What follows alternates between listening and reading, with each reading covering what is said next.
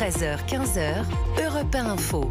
La suite à 13h32 d'Europe 1 Info avec Mickaël Dorian et ses chroniqueurs. Avec nous aujourd'hui, Sophie Audugé, experte en politique éducative et de protection de l'enfance, Jean-Michel Salvatore, chroniqueur politique et communicant, et Georges Fenech, ancien juge d'instruction.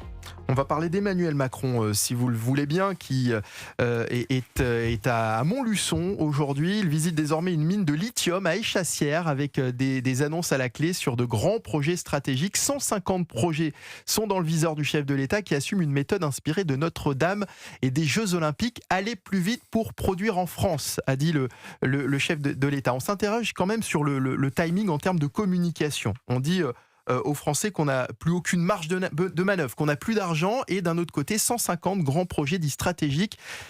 Je sais bien que ça n'a rien à voir, Jean-Michel Salvatore, c'est ce que vous allez me dire, mais les Français peuvent aussi l'entendre différemment aujourd'hui.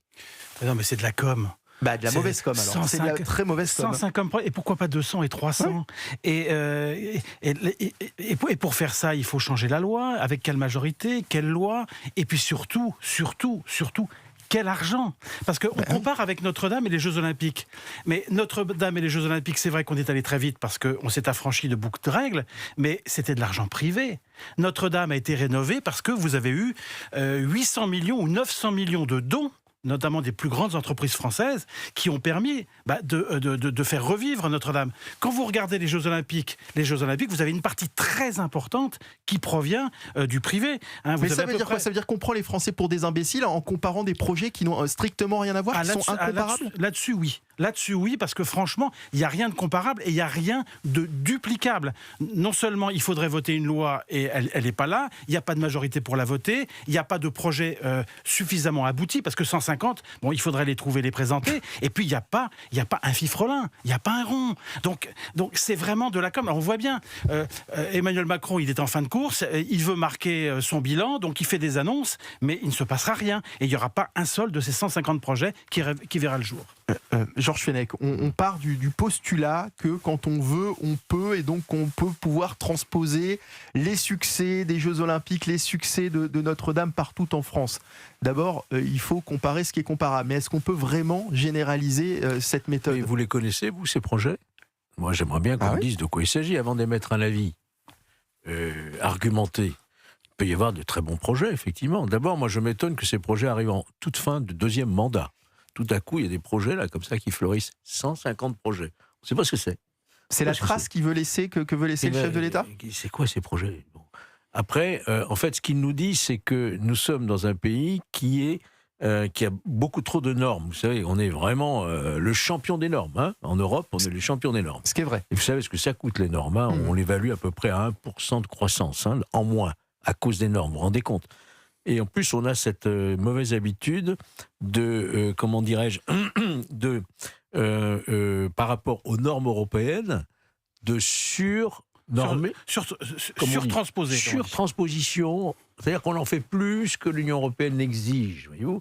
Et donc tout ça, évidemment, complique le travail, complique et alourdit les charges. C'est-à-dire qu'on fait du zèle, finalement, sur certaines normes auprès de l'Union européenne. Exactement. Donc on alourdit les procédures, on alourdit les recours. On voit bien, dès lors qu'il y a besoin de construire un tronçon d'autoroute, vous avez toutes les associations, etc., qui s'en mêlent. La 69, par exemple. La 69, ça a été le dernier exemple, vous voyez. Donc qu'on s'attaque à la question des normes, que demandent beaucoup, d'ailleurs, les agriculteurs, qui attendent toujours qu'on leur permette de travailler un peu plus librement. C'est à ça. Ça, c'est une bonne chose. C'est ce qu'il dit d'ailleurs quand il dit comment on peut être dans une nation qui rebâtit Notre-Dame en 5 ans, et à qui on dit à un agriculteur qui veut qui veut étendre son poulailler, ce sera 5 ans également. C'est ce que je viens de vous dire. Voilà, donc là, dans ce sens, ce que dit le chef de l'État est vrai. Oui, alors plutôt que d'annoncer 150 projets pour nous mettre un peu des étoiles dans les yeux en se demandant c'est quoi ces grands projets, dites carrément, on va simplifier les normes, et notamment déjà pour les agriculteurs qui, eux, ont un problème existentiel chaque jour. Je rappelle qu'il y a malheureusement 1 ou 2 suicides par jour d'agriculteurs à cause de tout ça. Absolument. Jean-Michel Salvatore? Non, moi je suis tout à fait d'accord avec Georges.